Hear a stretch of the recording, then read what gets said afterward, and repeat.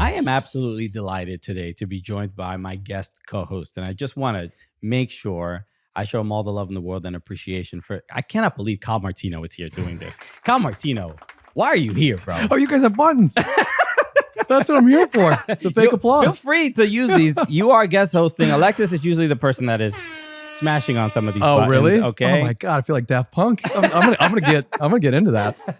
But Kyle Martino is guest hosting with me today because Alexis is in the UK. Yeah, just world traveler, just flying around. What a life! Want to come back as Alexis? That's for sure. Lifetime goals.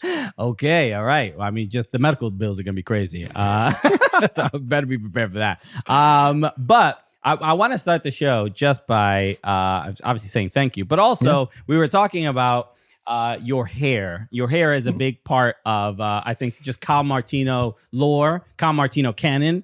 Everybody appreciates, especially when they were watching you on NBC doing Premier League coverage for years. Everybody, whether they were appreciating it or not, the hair has been a thing.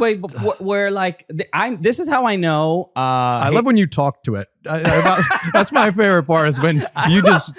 You're not even looking at me anymore. He's like, my eyes are down here, buddy. I 100%. And yes, it's real. I 100% was doing that, but I know there's something that happens. I think in media in general. When especially when men have nice hair or the people appreciate the way it's styled, it's always what product do you use for your hair? It's like a very derivative question. I'm like, how many times you gonna ask a dude what kind of how much product? I swear to God, my answer is kind of like in Coming to America. Like he's like, fruits and berries. Like there's nothing in it, and so every now and then if I'm on set, the incredible makeup people will throw a little. Put a little bit of the with fiber or whatever. This is natural fiber that probably is as a result of. Probably going 3 days too long without washing it. It just gets that natural, natural hold. It's got that natural hold. By the way, that's the thing. Is that I wasn't even interested in your answer. I was just talking about how you get asked the question so much. That is something that is inherent to people liking your hair. So I just find it an interesting aspect of that. But I want to just go through. We were talking about it. I'm like, let's just Google Kyle Martino hair and haircuts and the journey that you've been through. And this is mainly your media career. This is you guys. This was a funny, a wild moment. This was at oh my gosh, this was during the pandemic. Height of the pandemic. I remember this. Alexis had gone on Instagram Live with you to give yourself a haircut, and Alexis was like your virtual barber. Well, he basically, he was my mirror so that I could make sure I got the lines right. Get a proper fade. Yeah. And it turns out delays and buffering. Yeah, dude. Does not give you a clean line in the back. And then look, we're looking at this hairstyle here. I mean, this is just there's been there's an evolution. De-evolution, I don't know what. I don't even know. I don't know where it's progressing towards. It's gone everywhere. And then this one that looks like a helmet. Without the grays. Yeah, it almost looks like I'm not, it doesn't look like you're coloring your hair here, but there's something about your natural hair color in this picture that looks like you are trying to hide the grays. Yeah, I mean, it's just very clear how stressful the last... What's the date on that? The last 8 years of my... run for president. The last, 8 years of my life. Nice pompadour. I mean, it's been a lot. No, it's... Wait, you know what's funny? I remember at one point there was a Twitter account. I don't know if it still exists because I'm not on Twitter. That was a hair parody... I think it was just Kyle Martino's hair. Okay, and it was whoever was behind it. I just want to say thank you because it did make me laugh a lot. It was really, it was really good. We'll have to track that down at some point. I'll see if it pops up or whatever. But Kyle Martino hair, the account is no longer active, but it looks like It looks like it was my hair retired at one point. But Kyle Martino, thank you so much for joining me. We got a lot to go over today. We're obviously going to talk about the USMNT call-ups. Yeah. Obviously, Kyle Martino is one of the announcers. I was about to say, I'm not one of the call-ups. Imagine that. You're back on, God. buddy. I'd my phone. I'd be like, so we have to go over that, the upcoming friendlies, because Mauricio Pochettino will be coaching for the first time, and Kyle Martino is one of the announcers for TNT and covering the U.S. men and women's national teams. And also we're gonna start with Champions League though, and just a quick little recap of all those games, and we'll start with Arsenal against PSG, because we will. It seems like, no matter, I usually have a few folks that I ask to guest host whenever Alexis is unavailable. Yeah, I see. I was way down the list. Terribly, yeah. It's really got a lot of no's. It's mostly, there's no way Kyle's gonna agree to do this. That's really where you are on the list. So thank you. But it seems like no matter who I ask to guest host this show, they are also an Arsenal fan. Oh, really? I can't find somebody who's qualified to sit in that seat that is not an Arsenal fan, respectfully to anybody of these other teams. We're by far the greatest team the world has ever seen. And our producer, Carter. You got to get next is Spike. Get Spike Lee. He's been thrown down in Brooklyn. No invite. Have you gotten an invite to any of that yet? What are you out of your mind? You think I'm going to get an invite if you haven't? We got to get into that Spike Lee Gooner. Did you see get together? Did you see Spike yelling at who's the girl from the Aces? The point guard. Kelsey Plum. He was on the bench, Well, he was courtside. He was courtside bantering with Kelsey Plum. No way. Similar the way he does it too. Listen, nothing says equality more than that, because he's been doing that for 30 years dude, to every single NBA player. Equal opportunity. Yeah, so it's like I love it. She was kind of that's jarring the Spike Lee treatment. Jarring back and forth with him. It was great. I love that. And our producer Carter is a big Tottenham supporter. So I'm sorry if I've derailed. Come on, the you show. Spurs, baby. Thanks, everyone. This has been great. Derailed the show. But Arsenal, obviously back in Champions League and playing against PSG. And this, my early thoughts in this game, even before the game kicked off, I'm like, what is PSG right now without Mbappe? No Dembele, because he was benched for some sort of, I don't know, they didn't, Luis Enrique wasn't clear, but it was like some disciplinary thing. But I don't, at some point, you got to be like, this is Champions League. We'll bench him the next game. Like, let it go, dude. Yeah.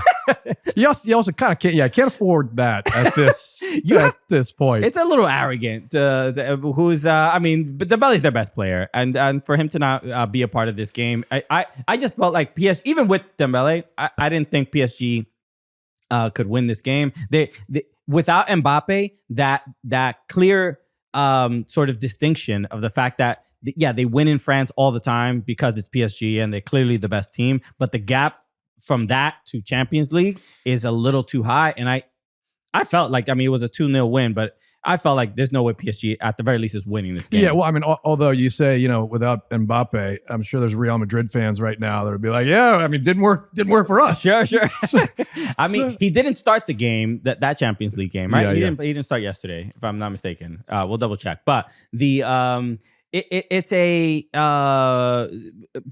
PSG. Hold on a second. Seemingly, You're spending a lot of time on PSG. Can we not start with? Sure. Can it not just be Arsenal? Well, Arsenal are legit. It's impressive as well without Odegaard. Yeah. Because they're finding ways to. It's not even about the production or like the goals and assists that Odegaard bring, but there's a control of matches that I've said this for the last 2 years. I'm like, Odegaard is one of my favorite players to watch in the Premier League because he has a style of just dribbling of moving his hips in a certain direction where you really don't know what his next move is going to be, and he's always finding ways to make key passes. You know what it feels like? It feels like It feels like literally someone's at home like, dude, this guy is just the best to play with. Yeah, he moves like a video game character. I'll tell you what it is, and I love Odegaard. I mean, this could be a 7-hour podcast, just Odegaard loving. It's called executive function, which is one piece of his game that is fascinating, and I'll unpack that. Sure. Now this is turning into a science show. There was this study done about the Barcelona team at one point, and they grabbed Xavi and Iniesta, and they looked into, is there something different going on in their brains that, forget skill. Skill is essential, right? Collecting a ball, preparing it, passing it, it's like, yeah, you have to have those qualities, but a lot of people can demonstrate those qualities in a vacuum, and you can measure that. Combine style, you can see if someone has those qualities. But in soccer, the number one differentiator, the greatest thing that tells you if someone is good or great, is decision-making. And executive function is your ability to take in all this information. That we always do these look over your shoulder, breakdowns. Watch how many times they looked over their shoulders. It's like, yeah, any idiot could look over their shoulders a bunch of times. It's what do you do with that information? And what do you do with the world that you just created in your head and took a picture of when you get a ball in a very difficult scenario, and how do you pick the right thing to do, whether it's take another touch, whether it's pass it, whether it's not even touch the ball and let it roll. And Xavi is one of the greatest players. If you want to watch this at home and the kids that are home, like Xavi is one of the greatest players ever to demonstrate this executive function. And Odegaard is a little nastier than Xavi, right? He's got a little something as well, which Xavi just didn't bring that to his game. He didn't need to. Iniesta. So I'd say like Iniesta and Odegaard, to me, feel like similar players. And Odegaard, it's just to be the conductor, to be the balance, to be the calm, but also to be the nasty every now and then. I love that. I compare a little to what, like when you see a white guy that can really dance, like really well, you're like, bro, this is you see me here. Like, yo, you invited to the quince, to the cookout. Like he gets a pass. There's something about him that give him a chance. Just give him a chance. Put it on. Put that track on. I love it, and it's just because, especially, I love players that get out of difficult positions. Like, just get out of, like, there's two defenders. How did you maybe pop the ball over a leg or whatever? Like, when it just seems like it's a tight space that there's no way they're going to get out of it. And Odegaard is sort of the, like, I find to be the best right now at that. And also young, obviously, where, not Real Madrid young, where he's phenomenon, like he was just this young kid. Oh my God, this kid's going to be the best thing ever. But Cesc Fabregas, I remember when he came to Arsenal, wearing the armband, like having this level of responsibility and all that too. So going back to PSG, we did this without him. Yeah. That's what. Now we need him desperately. This isn't a we could do it without him. There's what's sort of happening right now with the current lineup, right? And I want to credit Calafiori as well, because I think he's been an interesting addition to this team, where he's like clearly a center back. We sort of know that. We saw him at Bologna, and now he's played right back, he's played left back, he's like kind of everywhere, and he's fitting into this team so perfectly. It's like credit to the scouts to just understand like the center back pairing between Gabriel Magalhaes and Saliba. That's not changing. There's no way. That's locked in. That's clearly the best, arguably the best center back pairing in the Premier League. That's Pip and Jordan style. Yeah. And so for them to just like figure out different ways to find goals and to create chances is really impressive, because there's a lot of pressure on Declan Rice and Thomas Partey, and just throughout this game, like the goal, Havertz scored the goal, the header, who's passed the ball? I think it was Trossard. Absolute dime of a ball. It was Trossard, who was kind of playing high center too. That like false nine, Havertz kind of rolling through. It's also Havertz was getting a lot of let's be honest, for a while, about not being able to do enough. And does Arsenal really have a 9? And is the system going to work this way? And so testament to Arteta, by the way, for staying firm on that. And another thing that everyone made fun of. I remember when Liverpool hired a throw-ins coach and everyone made fun of them. It's like right. set pieces, man. You know, I feel like I'm like Alexi Lawless, like set pieces, but like set pieces. It's incredible. And you go back and watch all these, and it's not the crazy, like overly elaborate play it here, pretend like you're a statue and go nuts.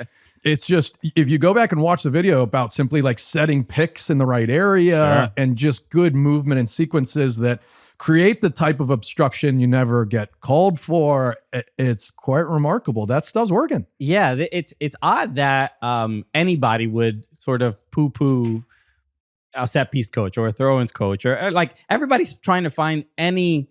Like the margins are so small nowadays that these are the kind of things that make a difference. It's not odd that there are people that want to poo-poo something.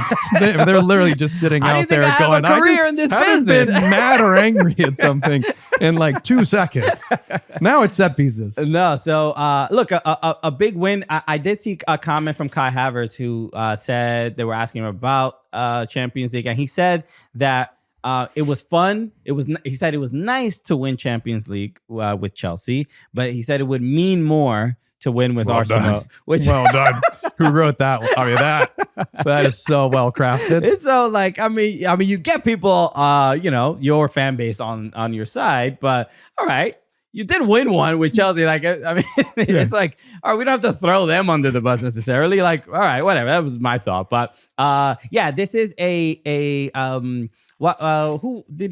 mentioned this about was it you, Carter, that just mentioned about Thierry Henry's comments about Arsenal? Yeah, we were talking about this beforehand, and he basically said that when Arsenal can do this away, win games like this away, that will be sort of the determining factor whether they can actually win Champions League. Yeah, I mean, and listen, it's like Thierry knows.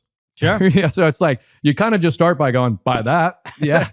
But in reality, also with this new format, right? It's like this is gonna be fascinating because some of these matchups that might not happen as this early in the competition, you're gonna start to see these teams challenged in that way, and so it's like down the stretch, of course, you can't. And it moves out of that league, table format back into the old knockout stuff. Yeah. So that's still true, but even more true what Thierry's saying, and that you got to prove you can do that, and you'll get more opportunities in this new format to test yourself and do so. So it's like, we're going to see a lot of this, like big matchups that you see later on in tournaments that happen, where you see like, what is Arsenal capable of going in? Burnabout going in, totally. I think the interesting thing about this format, and now after we've had 3 match days, I think the interesting thing is you liking it. The one thing that's interesting is you can't strategize as much because you're not playing this team twice. You know what I mean? In your group, so there's a little bit of like. I think it's a little bit more hectic, a little bit more unpredictable, like any given match, because you don't have as much time to prepare for. You will not have. They've turned it into Copa America. Yeah.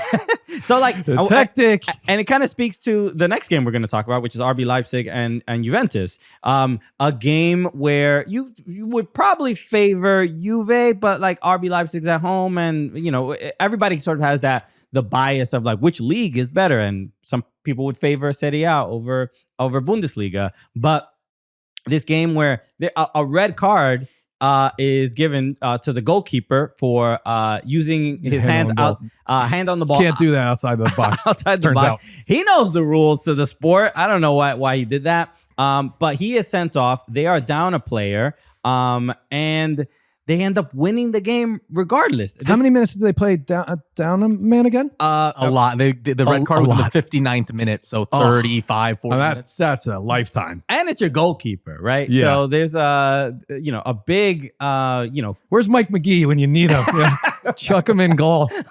So, but the comeback from Juve was stunning, and also, I mean, humiliating for RB Leipzig that one stinks to lose this game. You don't go to the grocery store that week. Okay, that's brutal. But I want to give some credit here to the midfielder for Juventus, Weston McKennie. Oh yeah, Weston.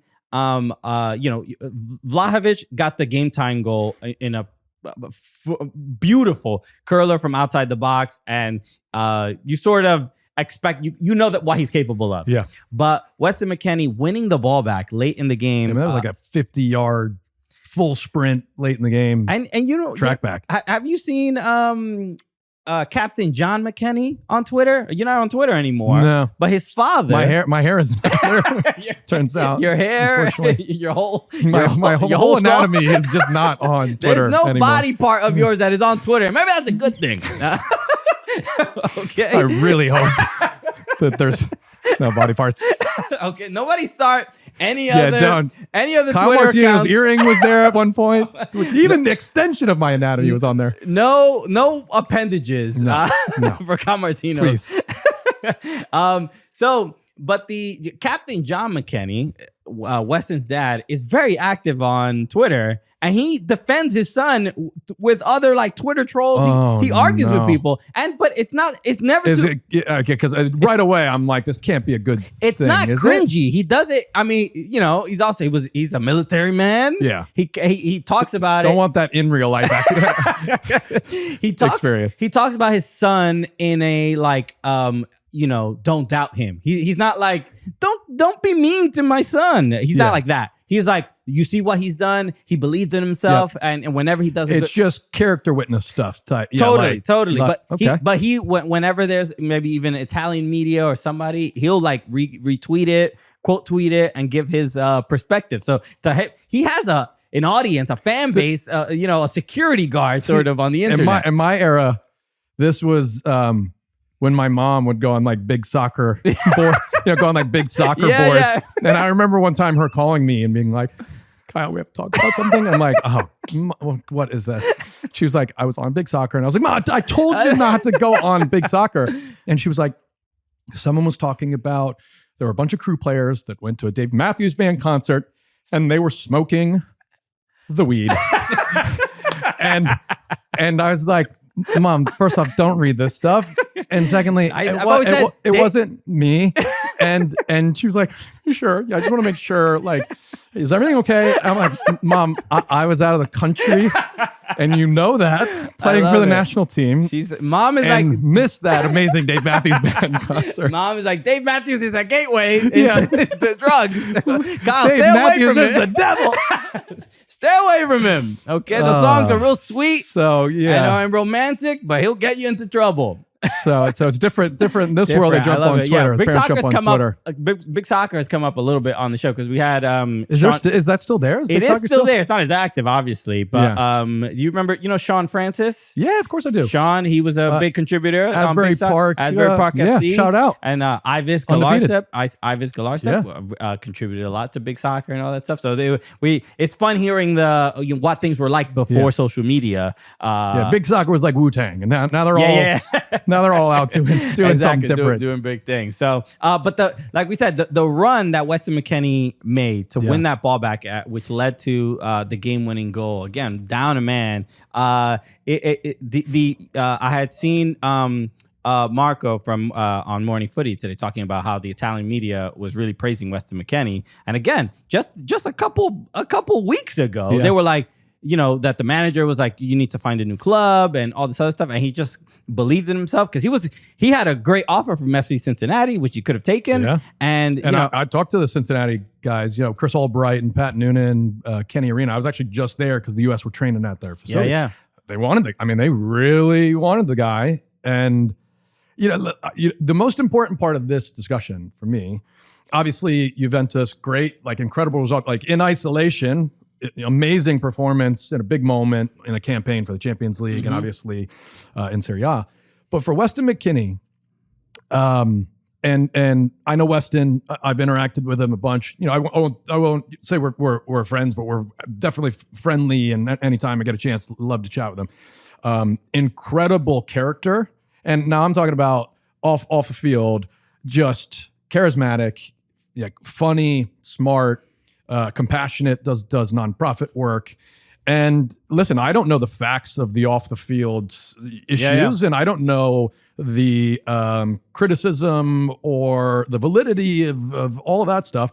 I do know he's done himself no favors by, in moments, making it easy for people to believe there's something of substance behind that. But for me, the best thing he can do is what he's doing, is just continue to prove you are a person of integrity. You are an incredibly talented player, which you would think he doesn't have to prove anymore, but he will continue to prove. Scored a goal in the league during the week.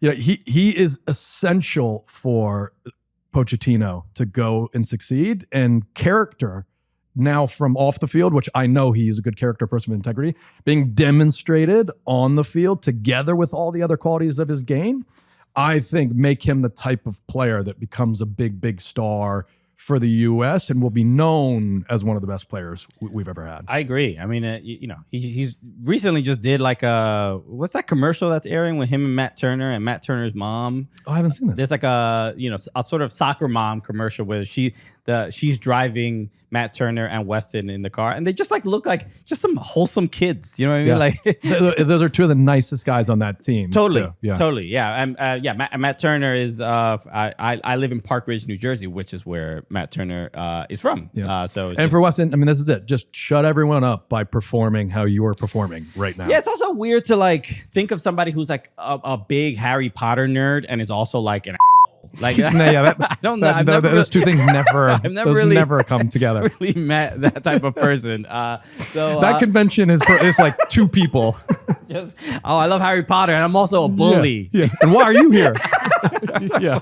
What? I don't know. What did that got me? Anyway, next up, I wanted to talk about Aston Villa against Bayern Munich because wow. Aston Villa winning this game, a goal from John Duran, the only goal in the game. But Bayern losing this game, I don't even know what to praise more or what to focus on more. Aston Villa winning this game or Bayern Munich losing this game. I mean, we haven't talked too much about Bayern this season because because they always win. Because they always win. And last year was like just odd that the fact that they just did not win and didn't win any trophies at all. But Vincent Kompany now managing the side, but they hadn't lost the game until this one. Mm-hmm. So it feels like it's back to winning ways, back to the way Bayern does things. But going to Aston Villa, and I don't know if it's necessarily an underestimation or whatever, but how much of a statement is it that Bayern lost, and how much of a statement is it that Aston Villa won? I go back to this. The Arsenal one was nepotism, full and unadulterated nepotism. Right. I was always going to go and praise Arsenal, and not want to talk about PSG.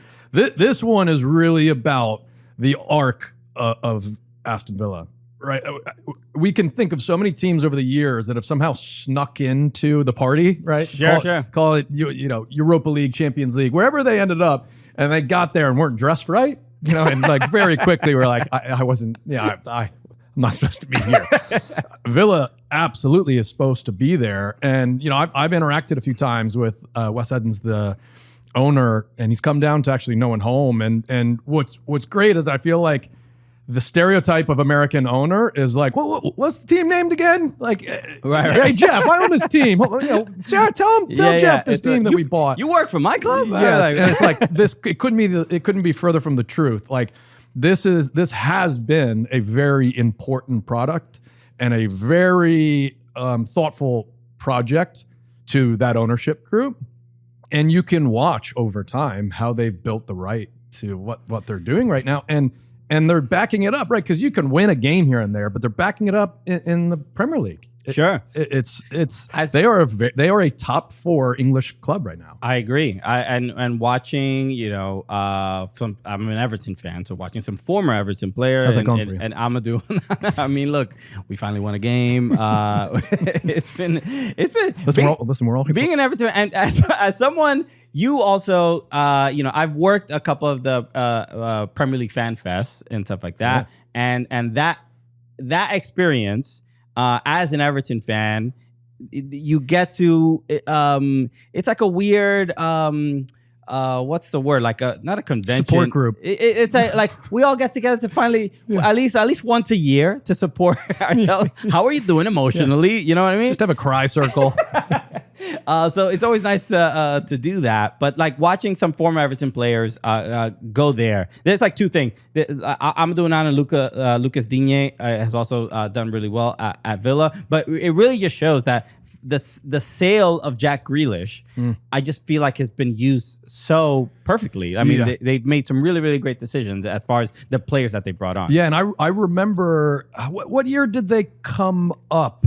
That was like 7 years ago or 6 years ago or something like that. Yeah, I think it was 20. Yeah, we'll get in a second. But I remember, and I was at NBC and we were on the coverage, and I remember, I want to say it was at Spurs, new stadium, and we got a tour of Tottenham's new stadium, and I want to say Villa, they played Villa that day, and I watched Jack Grealish in the championship. And I thought for sure he was going to jump to a club at that point.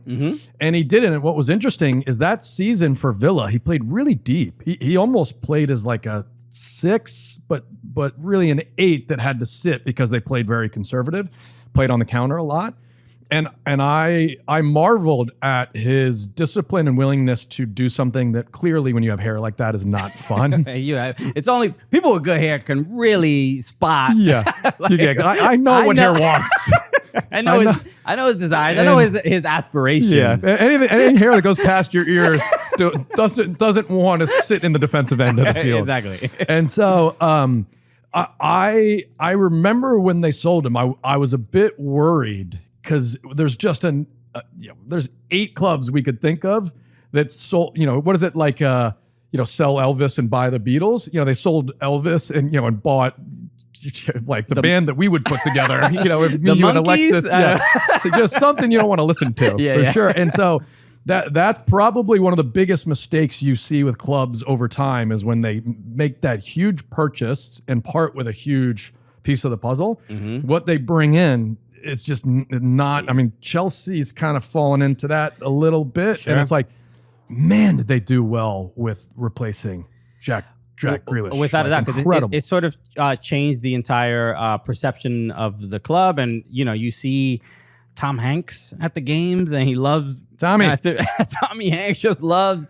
He's like, why did you pick Aston Villa? I don't know. Aston Villa just sounded cool. I'm like, all right, better reason than most. I get it. But no, it's a big win. I mean, when you look at the Bayern squad, though, you just feel like, having Harry Kane there, it's for moments like this, especially when Harry Kane is playing against Premier League competition. It's like, this is why we brought you here, to sort of just like give us these big chances and big opportunities. Another player I really, really love, that was transferred from Crystal Palace, Michael Olise. Another player that, similar to how we were talking about Odegaard, there's a certain swag, the hair again. I mean, you can't even be on Crystal Palace. You don't got good hair, dude. We all know the rules. Prerequisite. Okay. You just popped up the ratings a second ago. Obviously, don't read too much into those ratings, but like Gnabry and these players, if on paper, right, or maybe just pull up the FIFA, EA Sports ratings. Yeah. I'll tell you, it's the other way around. It's like, that's a crazy attacking four for Bayern. And Villa, the irony is Jack Grealish would love to play in this version. Oh my goodness, of yeah, without a doubt. So a shock, I think. I mean, obviously, given the way the Champions League sort of table pans out, like it's not. How's Harry Kane? I've been watching. How's Harry Kane doing in the league? I haven't been following Bayern closely. He's doing pretty well. Yeah, because like this guy He has how many goals? 5 goals, 4 assists in 5 starts. I mean, they're crushing in Bundesliga. And we'll get to Pochettino later. But like Pochettino, gets to Spurs, and there's this kid, right? Like he's training with the reserves, barely getting into the team. Everyone's like, you don't put Harry in. I can't tell you. We would have these debates on the set all the time with Earl and Musto, and we'd always be like, has he hit the ceiling? And we had that debate like 8 times as he just kept, just blasting through the ceiling and getting better and better. Space, so you're like, has he reached this? Can he get higher than this? Yeah. I think he's. There's no gravity anymore. Incredible, I dude. love it. The other just notable results that we just mentioned real quick is obviously Borussia Dortmund beating Celtic Ooh. 7-1, which is unbelievable. I didn't watch that one. I watched the goals back, which took a long time.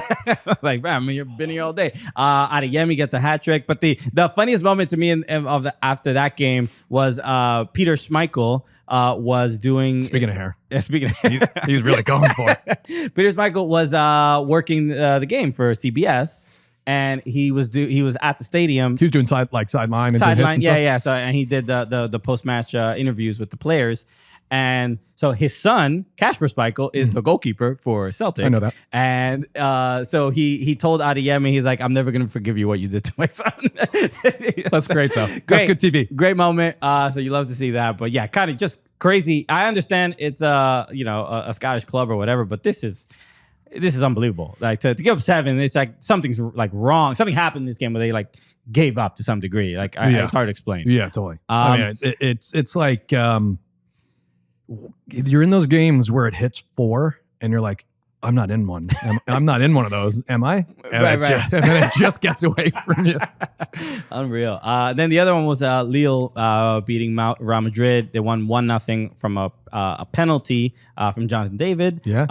And it was I like Jonathan David, by the way. Maybe we'll talk about him a little bit. But the handball, it was a handball from Camavinga off of a free kick. It was a pretty much clear handball. But this, again, similar to like the Bayern situation, but even probably it's much more notable here. Real Madrid, with the roster that they have, there's just almost no excuse to not even be able to find the goal. But credit to Lille for holding on, because they had to do an unbelievable amount of defending in this game. Yeah, listen, I'm not going to come in here and give the soundbite that goes around and just proves this guy has no idea what he's talking about. But I'm gonna offer something that will be debated at some point, which is Mbappe to Real Madrid. Like, what was that? Was that the right move for Real Madrid? Like, is that going to, like? I would love to know eventually if, like, because listen, we all know Florentino Perez is like. Yeah, it's like the version of a spouse that comes home with a pet. It's like, we got a dog. It's like, I don't want to. What? We should have discussed this, right? Yeah. It's like, don't you we gotta live with this now. So it's like, it sounds like it's an easy thing to go like, you have no idea what you're talking about. Yeah. But this happened way back in the day with Beckham, and that era was like, how does this all fit together? And it's just, I don't know. It'd be really interesting to see if the top player in the world, most would say, but definitely top 3 players in the world right now, like if that was the right move for Real Madrid, is that gonna work? Yeah, it's an interesting thing because I like sort of having that conversation of like, this is clearly a great player. Does he make our team better? You know what I mean? Sometimes there are players that maybe hold on to the ball too much, take up too much or maybe want a little bit more, not even necessarily out of an ego kind of a thing, but there's just, if the chemistry is not there, and I'm not arguing that that Mbappe is that, because if I'm the president of Real Madrid, I'm taking Mbappe 100 out of 100 times. There's also a calculus that we're not considering, exactly, which is like this. We saw the Beckham documentary. It was like he hasn't stepped on the field yet. He's like, "Yep, made us $500 million," and it's like, "Oh yeah, so that was probably a good call." Nobody is saying no, but again, I guess I'm thinking tactics, chemistry. Yeah, like, because it's always no doubt Mbappe is one of the best players in the world, and there is not a team in the world that wouldn't want to throw their hat in and go, I'd love to get a chance at this. Exactly. It's just Real Madrid is the biggest football club on the planet. I mean, everyone would love to debate whatever. It's like, when the greatest players leave your club, and they always do for only one team, totally. That is the biggest football club on the planet. And it's like, man, is this gonna? It's what I mean. Work? Carlo Ancelotti was the Everton manager and left Everton. He left Everton to go manage this Yeah, really exactly. small And club out in nothing- Madrid. And I don't know, at the time, It's not a no-brainer. at the time, I'm like, Carlo, do you think you might be making a mistake? You know what I mean? You should stay. The phone's like off the hook, like in his office. He left so quickly. You know? But yeah, I mean, look, it's the same, the kind of the conversation of before he got there was like, you know, Mbappe has always said he prefers to play on the left wing. And Vinicius Jr. is there, and you know they can't both play the same exact position. And he'll do the like, oh, okay, I'll play wherever I need to play. But there's a when Mbappe, even when he was at PSG playing at the 9, he's not the same Mbappe. There's just a different game. It is the way, you know, it's like asking, you know, if you ask Giroud to play on the left, like his skill set is so perfect for that position, and Mbappe doesn't necessarily have that skill set for that position, even though he's incredible. But there's just certain little nuances to his game that don't suit a striker. It always makes me think of, and we mentioned him earlier, Thierry Henry. Thierry told me this amazing story in London one time, hanging out with him at his place, and he told me a story, and he's told it several times about when he was at Barcelona and Pep dragged him in a Champions League game at halftime. And, you know, Thierry, I think he was playing off on the left and he wasn't getting involved. And Thierry does what Thierry did during his whole career and at Arsenal worked incredibly is I'll go find the game. Because people forget what a great passer Thierry Henry was. Sure. Yeah, he would lead in assists a lot of those seasons when he was scoring 20, 30 goals. So he would go find the game. And that game, he went to try to find it, and he actually scored. And at halftime, Pep drags him. And go look it up. The story's been told like 80 times. And basically, he's like, I don't care who you are. You have to stay. My whole system is not about people. It's about positions and awareness and sequences. And if you break that, then we can't win the way we need to win. And Thierry, like, humbly was like, "Ooh, man, that's the first time in my career I've faced that." So it just brings it to this conversation. There's only one player ever, and Thierry said it was the only player that was given was not given that same treatment, and it was Messi. Yeah, Messi was the only one where it was like, every one of you stay right here. And they're like, what about like? Don't you forget about him? Don't even look at him. Don't even talk to my golden goose. Don't even use his name. And so Messi got to do whatever he wanted, and in an era where that used to be the thing. Valderrama, you know, Diego Maradona, like you the 10 used to, and I love that stuff, and that's why I'd be terrible today. You got to float around. So it's like, man, Mbappe, like, he is going to do what he wants to do, and then Vinny's gonna have to figure out what he's gonna do. And Ancelotti, I don't think that really jives with how he plays. So we'll see. Look, I think they need a little bit of time because even in La Liga, they're still kind of figuring things out. They're not the top team at the moment. And by the way, shout out to Mallorca, Stu Holden, Steve Nash. You're an investor? I was sold out. Needed some scratch. You got to build no one home and everything. All right. All right. We'll talk some USMNT next because obviously the Pochettino and the roster coming out. So we'll see what Kyle has to think about it. All right, let's move on. All right.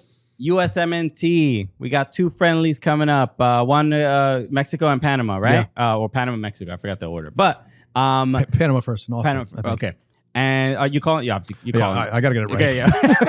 Hopefully I get it right. Show up to the wrong I'll city. be in Guadalajara being like, oh, my where's bad. everyone? But we have to talk about the roster. The roster just came out the other day. And the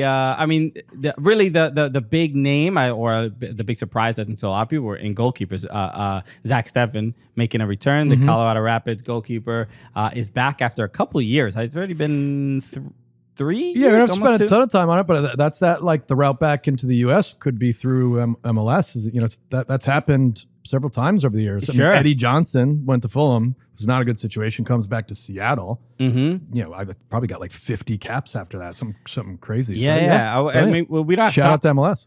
We have to. I mean, we need more time because there's a lot of like older USMNT guys. Eddie Johnson is like, we met him in Orlando. I think at MLS All Star a couple years ago, and watching him and watching what he's done with his like academy. Oh yeah, and he's incredible. like, seems like he's building these machines of unbelievable footballers. But he's just making highlight making children that are going to be great players. It's incredible remarkable. what he's doing. He's someone who has a lot of opinions on that development and how he came up as a player and stuff like that. So, but yes, so Zach Steffen coming back. I think Fosse's really cool one. We got to chat with him. Been out of the team for I think he said like 5 years or something like that. Had an incredible, even though a terrible game for the U.S. The last match against New Zealand, he was outstanding. Yeah, he's I think after that game against New Zealand, I think that Alexis and I were just like, yo, Fosse's like been, he's pretty good. It was just like very, very impressive. The inclusion of Austin Trusty, who was playing at Sheffield last season, and now he's playing at Celtic. Sheffield, he had gotten relegated, so it's. I think that's an interesting inclusion. Not to suggest that he's like a bad player or anything like that, but definitely when you think about, maybe this is a question I can ask you. When players, who else are you gonna ask? When players play, when defenders especially play on bad, quote unquote, bad teams where they have to defend a lot, even if they give up a lot of goals, is that an impressive? Like, is that a player you want to see? Because he's like, it's like a goalkeeper that plays on a bad team, like that has to face a lot of shots. Is it similar with defenders as well? You're like, oh, let me give this guy a shot because he's like always like Rocky. It's like, man, he's taking a lot of punches. Like, this guy's tough. Does that develop a player? I don't think they obviously don't care about the stats of how many goals are being given up by any team. Really what they're looking at is, and a lot of this stuff is very scientific, whether it's Y Scout, but they have their own proprietary systems that just tell them, like, how often is this person getting on the ball, where, like, what is the success of their passing, or how many duels are they winning? So, like, there's really just a kind of a scrape data-wise within a pool of players that are being considered, that then invite objective analysis from scouts and obviously talking through the network of people that are watching them and your relationships, where it's like,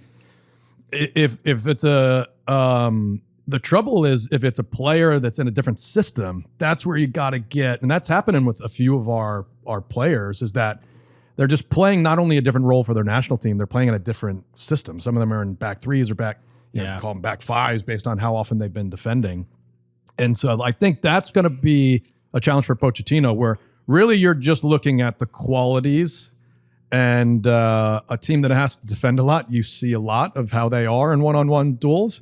But Pochettino is going to want to see a wide body of work that demonstrates what he wants to get out of right backs, center backs, and so on and so forth. And that's kind of my next question about Pochettino. I mean, what is, Alexis and I have talked about it a bunch, but what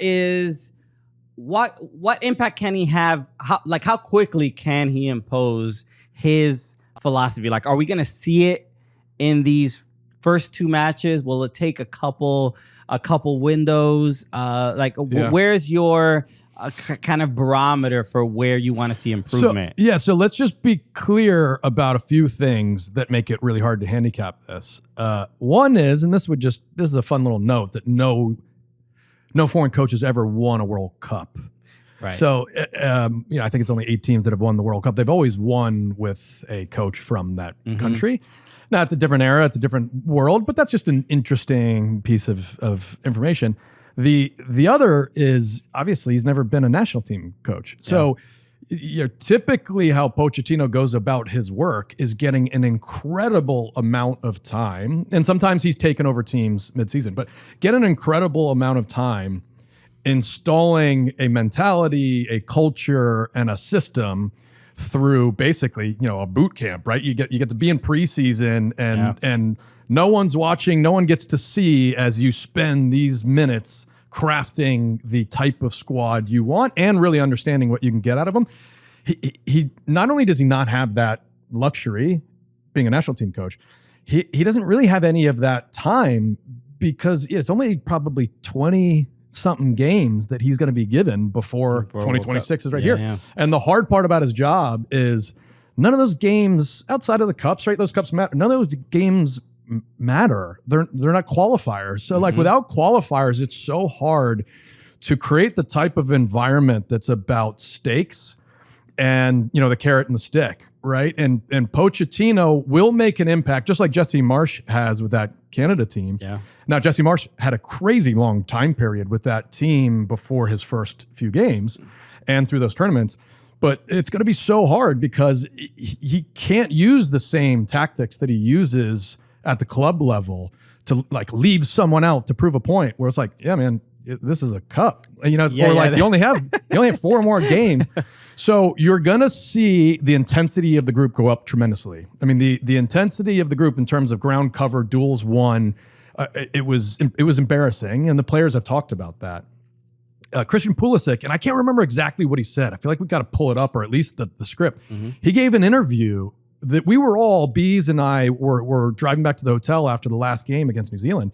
And he said something along the lines of like, I hope Pochettino can come in here and create a culture of people. And I'm getting it wrong, so we should get the right we right talked words. about this though, We were stunned that the expectation is for Pochettino to come in and right away install the requisite, I mean, absolute minimal level of competitive spirit and commitment to perform that was a given back when we won the shirt. And this isn't our era against their era. Like I'm just not that type of person. This era, crazy talented players, love watching so many of them play. Like obviously as a fan, root for their success.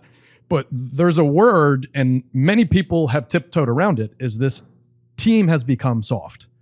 The idea that you need to be motivated to meet the minimum level of effort and competitive spirit to win an international game. I mean, New Zealand, again, Kiwi friends, love you guys.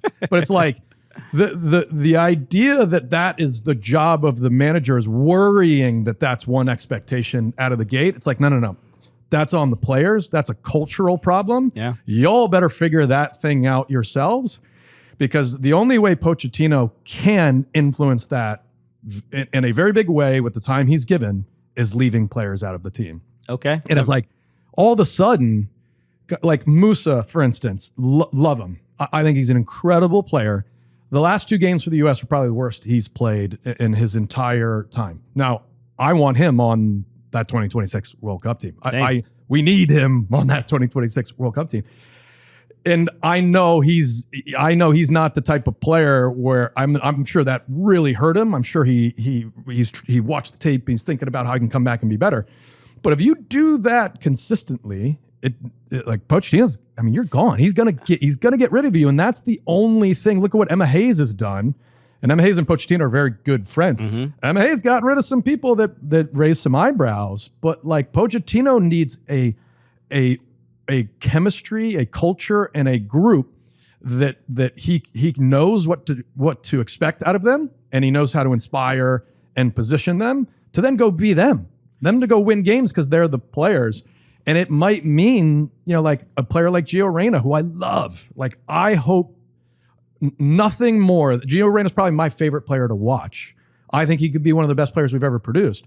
But if he can't stay healthy, which sucks, you know, I mean, that might not be his fault. I don't know why these muscle injuries keep happening. But if he can't stay healthy, Pochettino's not going to count on him. He's not from a world in which you can carry a player that you can't count on for 5 games in a tournament. And totally. So yeah. it's going to be interesting. I mean, Reyna specifically, I remember being at the World Cup qualifier at the Azteca with the 0-0 game, but where he made that run and cut through, you know, like 7 defenders, and you just see the quality and.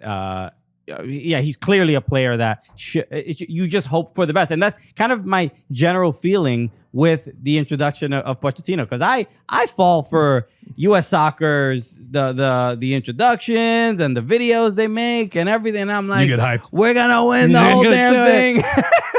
Thank you, Mauricio. You got a Pochettino back tattoo already. I fall for it, and there's something to even in his introductory press conference. There's a like, I don't know, a certain level of he doesn't come off as an aggressive person, or I'm sure he gets intense when necessary. That he wouldn't be as successful as he is. But there's a paternal sort of like the way he sort of carries himself with the media that makes me whatever this means, I'm like, I feel like this guy knows what he's doing. That's it. I don't know. He might not be, but I feel like he does. Yeah. Like a mechanic that's like, you got to change the whole engine. You're like, you know what? That the way he said it. But it's a good observation because fortunately I've been able to spend time with him off the field and go watch training at Spurs when I was working for NBC. Paternal is the right word. That's the special gift that Bruce Arena had that I enjoyed when I was playing for the national team. That's the gift that Sir Alex Ferguson has. Name drop. And partner in No One Home. Also the homies. Yeah. It's just to scan and understand a human, care about them on and off the field, and understand their motivators. I mean, Pochettino has that gift. And he's coming in with Matt Crocker, who they overlapped a little bit at Southampton. There's also ideas that are already installed and a part of the philosophy of this transition, this modern era, that Pochettino, I think, will like that some of that infrastructure is there.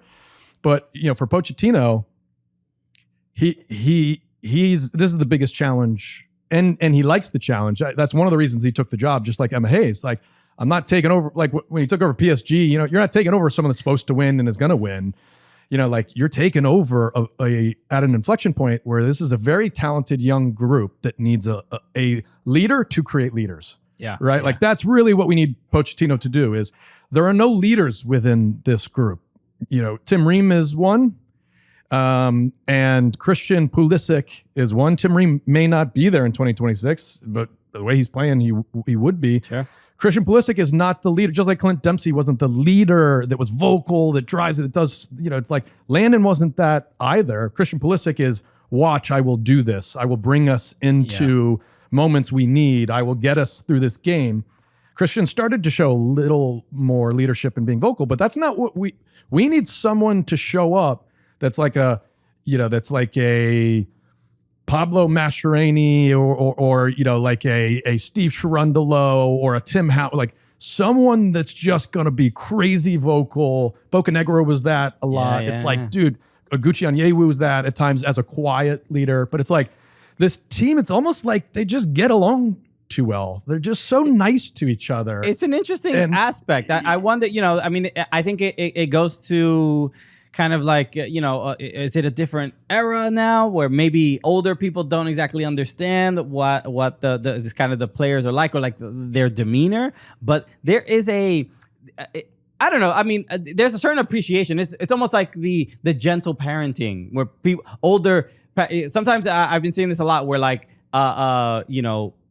younger parents who leave their kids with their parents, their grandparents, they'll be like, why don't you treat them like you treated me? You know what I mean? Like you were a maniac with me. Why are you so kind all of a sudden? And you gotta, like, here's the hard part is, and it's pretty provocative now about environments, but you have to remember, like, the environment of a professional athlete, it needs the type of things that cannot happen anywhere else. Like you can't be like, a barista at Starbucks or working at like Deloitte and Touche and expect the type of environment. It's like, we punch each other in the face and take showers with each other afterwards. So like, we have bags of urine thrown at us at work. It's like, so it's like the world that needs to be created is one that there's enough fear of others and enough fear of being left out that is always an unsaid motivator around the group. And I feel like there's not enough fear within the culture of this team. It's like everyone thinks, and by the way, for a while, everyone knew they were going to be in the starting 11 for a long time. Sure. And let's just give Berhalter Berhalter did a great job with this team. He absolutely did a great job. We could sit here and dissect from that decision in the World Cup, from the comments afterwards, the Reina situation and all of that. So many people made mistakes in that scenario. And the unfortunate part is no one won out of that whole thing. Right. And it became incredibly disruptive to an inertia and a momentum that Greg Berhalter created with this young team. Whether you think he should have continued or not is irrelevant. That moment just disrupted so much positive momentum. And I really do think we are further back from where we were at the best part of the Greg Berhalter era. And the good part is pieces are further along. Christian Pulisic is better and further along than he was then, right? Like, these players are emerging. Aiden Morris is starting to show up as someone that could be ready. Like, pieces are getting better, but the unit has gotten worse for sure. And go watch the performances. I don't need to debate. And if you're going to debate this, like, you're watching a totally different game. We're just looking so at Pochettino has a big job, and he is qualified for it. And I can't wait to see what he does, and I can't wait to see the first version of us in the next 2 games. Me too, man. I mean, it's wild to go from hearing the players talk about when Berhalter got the job again, and being like, oh, we run through a wall for this guy. He brings the group together, to Pulisic's comments and even Tim Ream's comments about Tim Ream was on a podcast, I forgot which one, where he mentioned like, oh, it doesn't necessarily feel like some of these guys are carrying themselves with the pride of wearing the national team shirt that I would like to see. This thing is the number one thing that we have to be worried about, which is it seemingly on performance meant so much more to all of us in the past to have the opportunity to wear that shirt, what it meant, the responsibility that came with it. And I'll tell you, there were plenty of players in that team when my first national team with the real team, right? Sure. Like, I'm looking around Joe Max and Ernie and Claudio, who, by the way, I knew some of these guys were so mean to me. Like, I'm an outsider. I sat with the goalies, which is a different conversation but you had to earn your right to belong in that group.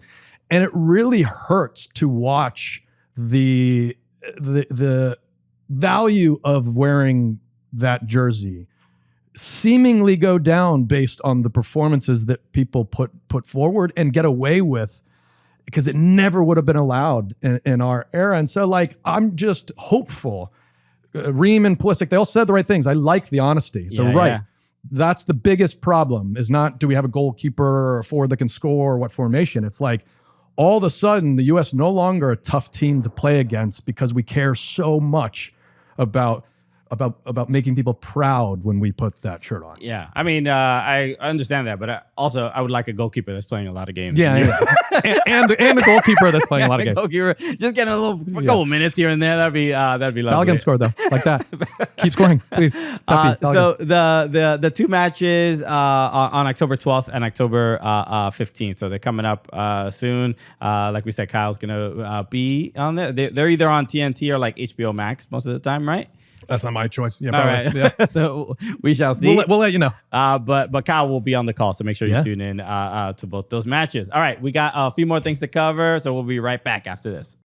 First, before we get into Miami winning the Supporters Shield, I just want to make sure I give a huge shout out to Kyle Martino. Everything he's done the last couple of years has been transformative, I think, to not just soccer in America, but especially in New York City with Street FC, Over Under. No One Home. This is, dude, you're the busiest person in the world. This is why my hair is gray. Thanks, man. Thanks. And you know what's like super cool? We'll have to find a photo or something. No One Home, as you know, and maybe 100 people knew, started out of the basement of my place in Greenpoint. That's right. And that was the first kind of idea I had for it as I was testing it. And one of the best nights at No One Home, still to this day, way back when it was called House in my basement, like a maniac, was when the Cooligans ran a comedy show night there. And dude, that was brilliant. Yeah, one of my favorite things we ever did. That was right, like during the pandemic, where all like events had to be outdoors. We did stand up in your backyard. We invited a few comedians that we knew. That was special, man. So fun, yeah, I love man. that. And we also hosted the thing with 8x8 with Tim Weah at No One Home at the event space, which is absolutely gorgeous. Yeah, it is, for some people who may not know, it's essentially like Soho House, but for soccer aficionados, right? Yeah, and public too. So like, you can access No One Home without being a member. It's just there's a member program if you want to be a part of something. Totally, yeah, it is very cool, and it's wild to like.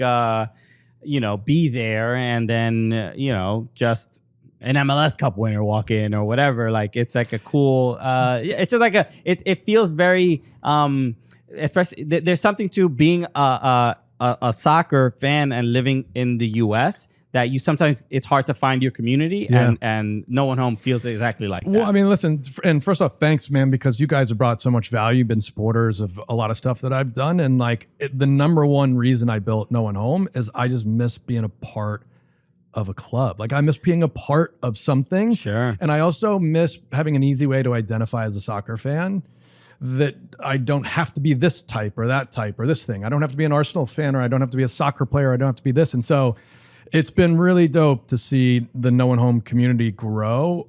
And also at a time that the game is the game we've loved, the game I got made fun of for liking when I was a kid, is the thing everyone's excited about. So to have a place like a clubhouse where we all meet and share stories and ideas and thoughts and friendship and support, and then obviously watch the game when we want, but more so like just be plugged into just a dope community of people. What's wild is like, I love being a fan again. That's my favorite part of this stage of my life, is not feeling tethered to the soccer player or whatever, and being able to go to a place and just be another fan at a bar stool. And like the idea the other day, and I was out of town, that Sir Alex Ferguson is at No One Home, and they're scanning during the Community Shield.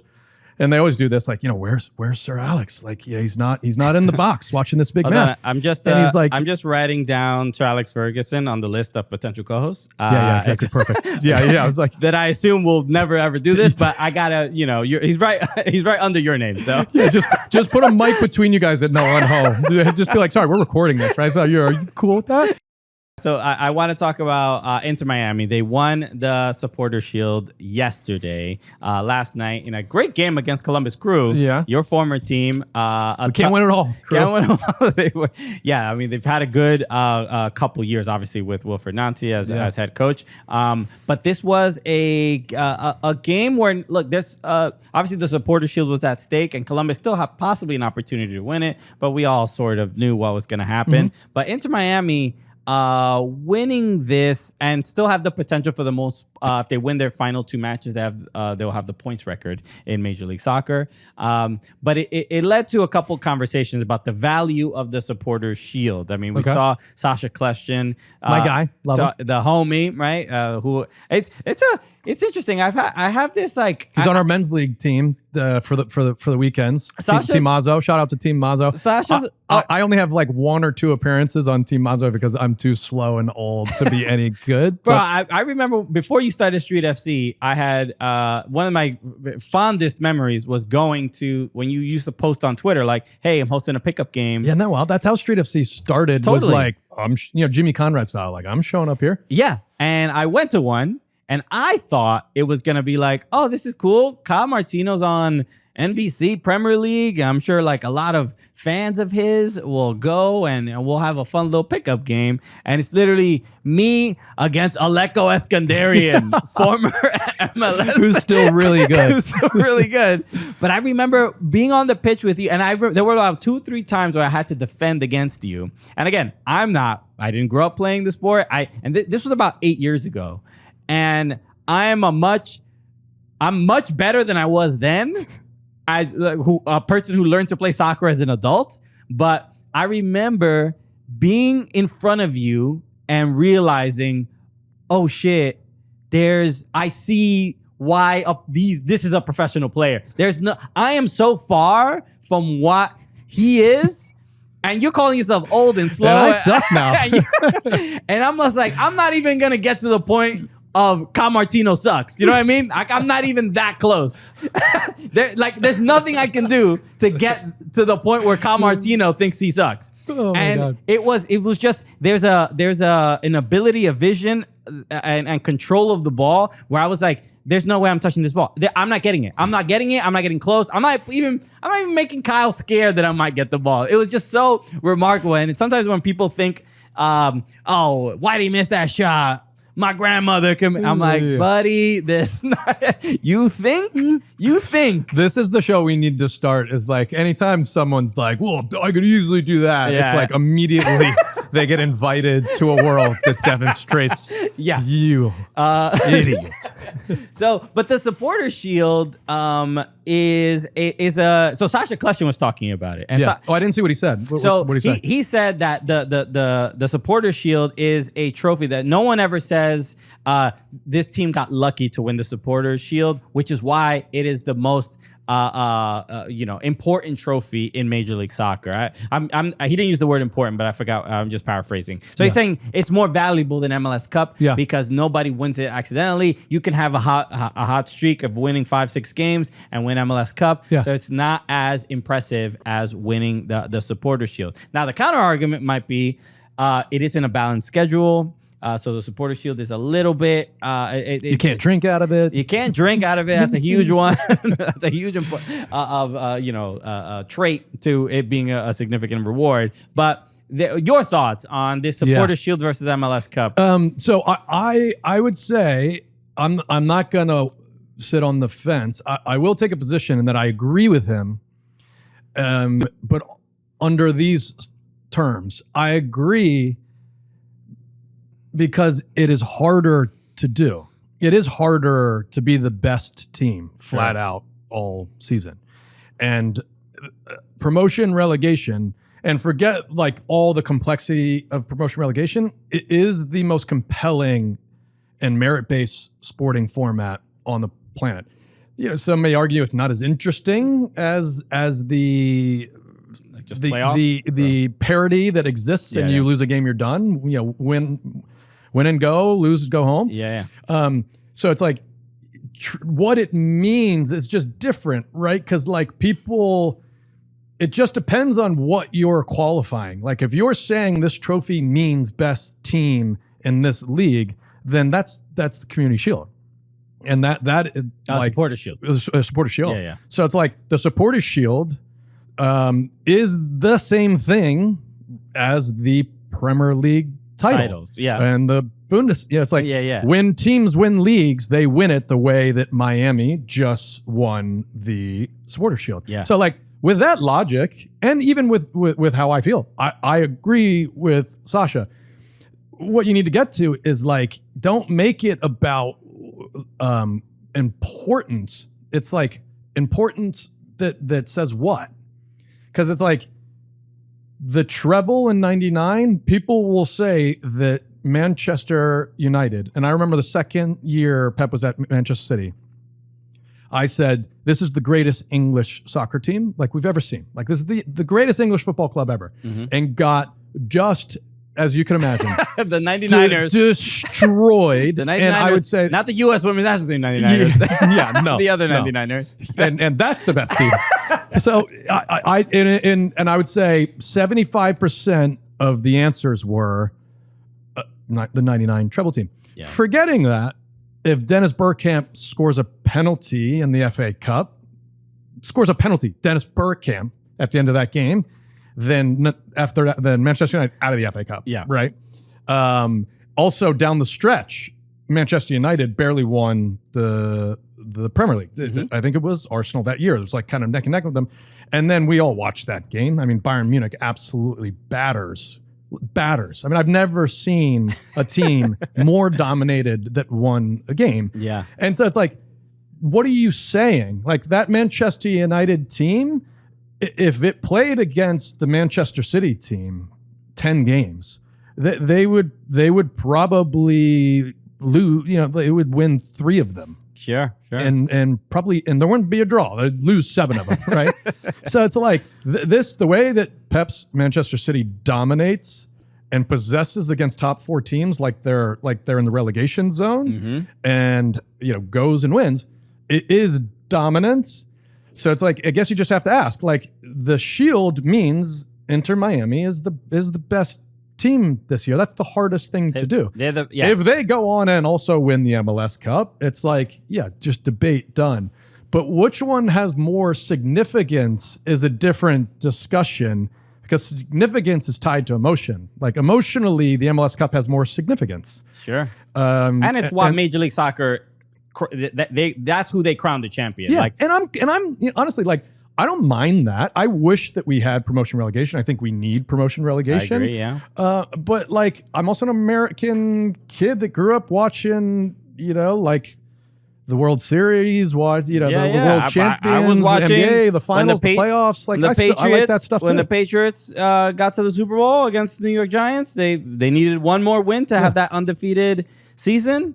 So they had the best regular season. They didn't lose a game, but they're not the champions of that season. And, it's similar because it's funny watching, MLS season pass. And obviously, Sasha Kleshtin and Bradley Wright Phillips. Love Bradley. Those guys are the best. They're both great. They're the best dudes. But two Red Bull guys that won Supporter Shield and are like, nah, bro, MLS Cup, not really that important.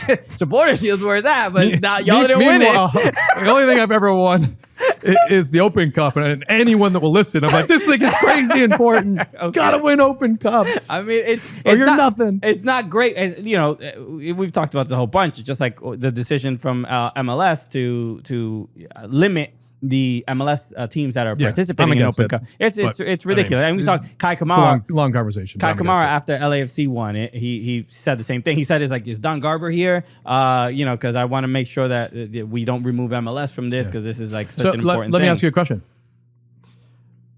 Will Messi win MVP this season? Great question, Kyle Martino. I guess you're looking at the rundown like I am. Did I? So this is another good debate because I'm going to add another question to it just to wrap up. But is him winning MVP, is that a knock on so again, Sasha Kleshtin said if you vote for Messi, Sasha has a position on this? Yes, he said if you vote for MVP for Lionel Messi, that you are not a serious person. So my man is attacked. I'm a voter, okay, and I have to weigh these decisions. This is so good. This is like his nani. This is.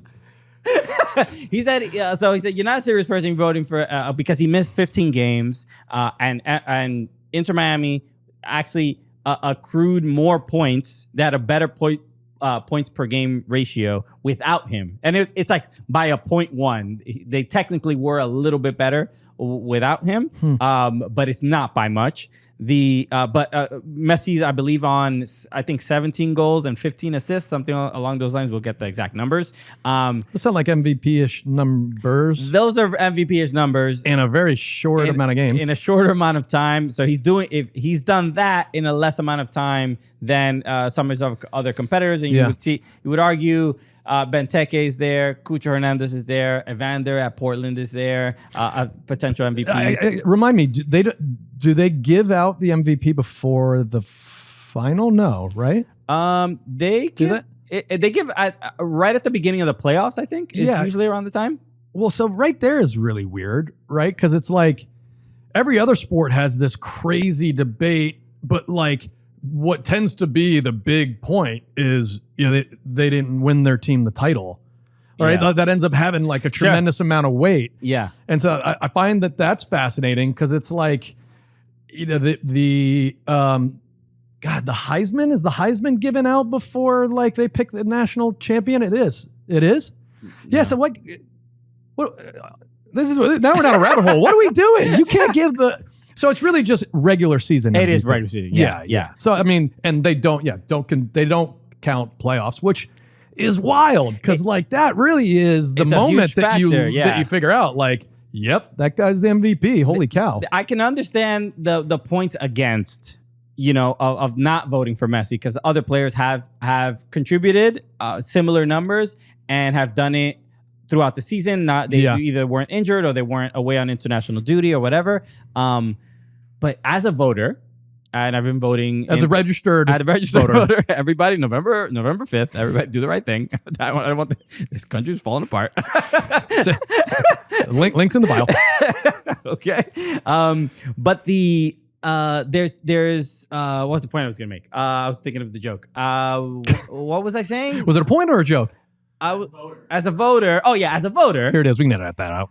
As a voter, to when I see Lionel Messi on the ballot, and I'm like, Nah, I think. Are you worried like the floor is going to open up? Like if you don't, You know how- you're going to fall into a. For me to even be in the position where my vote has this level of significance, and I am saying, no, Lionel Messi didn't do enough for me to tell me he is the most valuable player, and he has transformed this entire league. Apple's quite happy that he's there. Oh, you're in a most valuable person. You're in a most valuable person category now. There is that, but even with everything that he's done on the pitch, it is.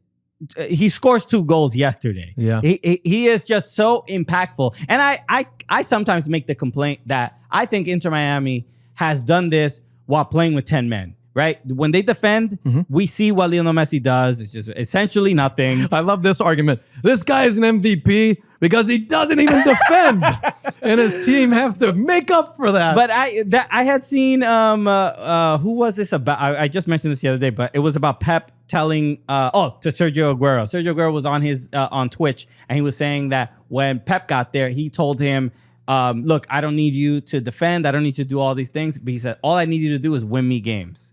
That's it. That's nice. In those positions when you need to be the difference, that's what I need you to do. And that's clearly what Messi is doing. So if the vote's tomorrow, who are you voting for? If the vote's tomorrow, if the vote's tomorrow, Come on. Given seeing the photos of Messi lifting the supporter shield. If the vote's tomorrow. I love it. Look at this. Who are you going for? Who are you going for if the vote's tomorrow? This was a gift from a fan. I'm probably voting for Lionel Messi. Yay! What is this? Oh, it's a beer. It's a beer. I have some. I don't know which beer it is. I actually haven't. He's voting Messi. Congratulations, Messi. That was the one vote that got you over the edge. I might, some people might be critical of that, but man, it's almost the impact that he just had. Like, forget all the ticket sales and all this other stuff. The impact that he's had on the pitch, I think, is remarkable. And yes, he missed a lot of games, so I understand the debate there. But even still, the level of impact in the minimum amount of games that he's had is unreal to me. Yeah, I haven't watched enough to have a strong opinion, so it's yours that we're gonna go with. You can put my name next to your vote. Say Kyle's with me. Yeah. So it's Sir Alex Ferguson also agrees with me. He's in. Here's one thing, and really a shout out, but another person of the year discussion. I was there when Beckham came to the Galaxy. Sure. Right. Try wearing this. And shout out. That was one of the craziest. I mean, there's an Emmy Award-winning documentary that gets into it, and congratulations, David and Fisher, for winning the Emmy on that one. You're in it too. Yeah. So they've still won an Emmy. Just you didn't even hinder even with putting me in it. Now, David, I mean, it's like, dude, anything that you say about Messi and his impact on Miami, on the game in this country.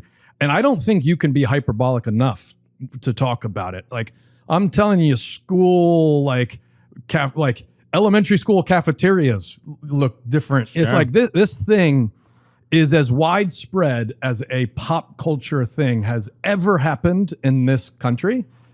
And really who's behind it is Beckham. Like, that's what's nuts, dude, is like, this guy comes to LA.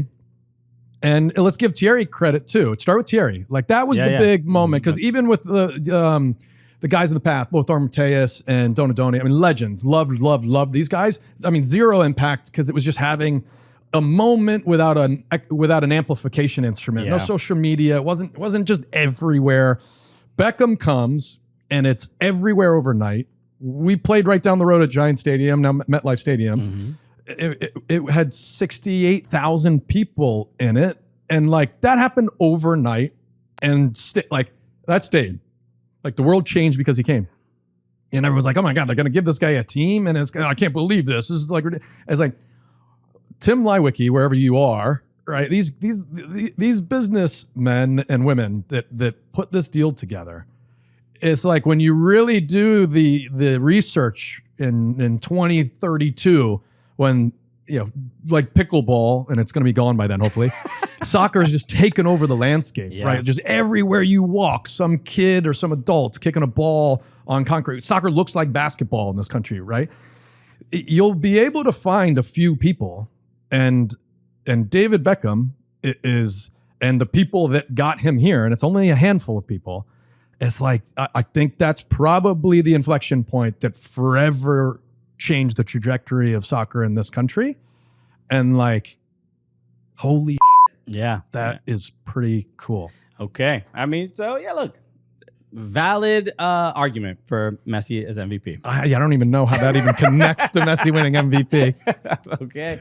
But yeah, dude. Well, Kyle, this has been absolutely remarkable. Thank you so much for Yeah, I joining love you, me. dude. This I is was pumped beer. super cool. You're Hope wel- Alexis is enjoying himself, on his vacation. He's posted pictures on his Instagram stories about tiny British sandwiches. He's like, they're too small out here. Oh, yeah. He said, I ordered a large. They And have they're no idea what's coming his way. You don't coming their way. get the kind of calories you do in America. He's not aware, so he's gonna learn He's real like quick. raiding pizza shops, and they're like, dude, we don't even do pizza.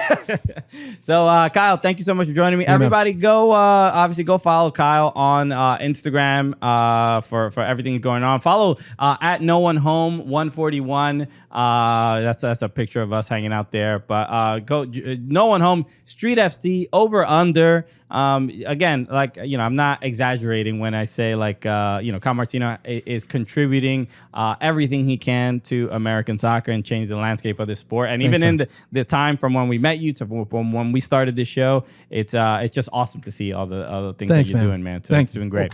Thank you. Everybody, make sure you follow us at Soccer Cooligans on all socials. Subscribe on YouTube. And Alexis will be back next week. And that's about it. I didn't get the job. I mean, it's great, great audition. But I mean, Alexis wins the hair competition. Cheers, everybody. Peace.